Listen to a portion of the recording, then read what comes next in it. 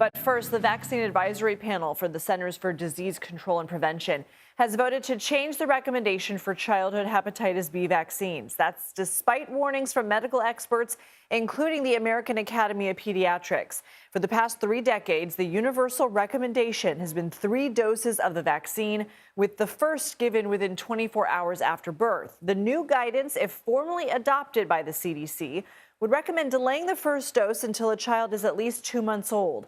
Newborns whose mothers test positive for hepatitis B are still recommended to get a birth dose. The vote has sparked some criticisms, including from Republican Senator Bill Cassidy, who urged the acting CDC director to ignore the recommendation.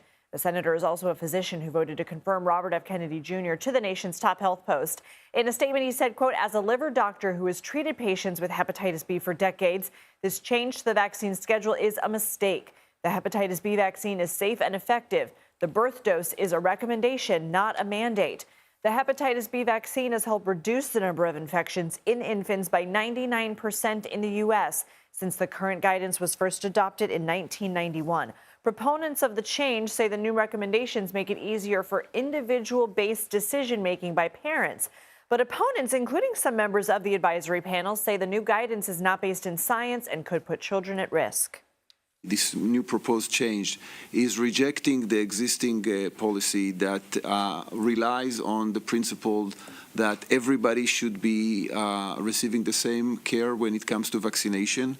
We have still not had any information or science presented or discussed with regards to this issue of before or after 2 months of age.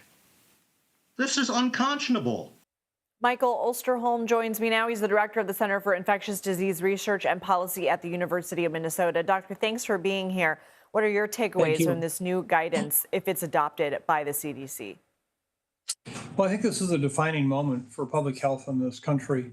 It is for the first time that we can no longer count on our federal agencies to provide us scientifically sound information. Whatever we hear from this group has to be discounted.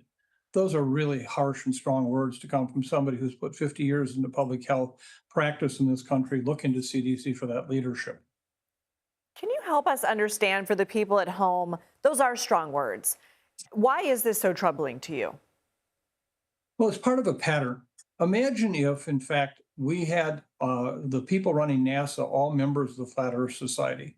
Probably be a challenge, wouldn't it?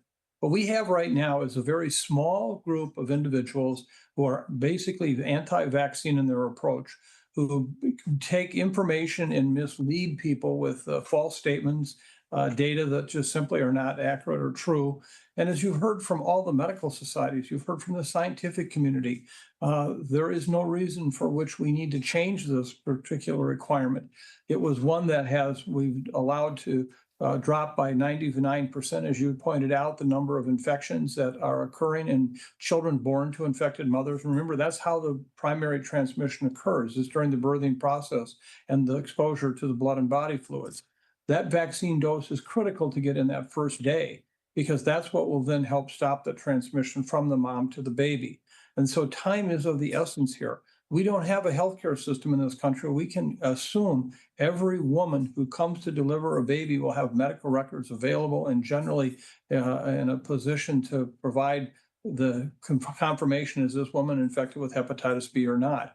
And so the only way we've been able to successfully stop this transmission is by doing this exact program with a highly safe and highly effective vaccine. I have to be quick with you on this last one, but the current recommendation is not a mandate. So can you help us understand what decisions parents can and can't make about vaccinating their child now?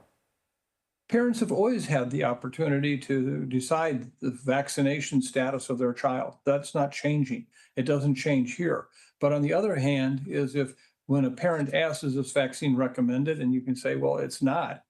Then, in fact, you create more doubt in the minds of the parent, who are going to say, well, if it's not recommended, then why should I get it?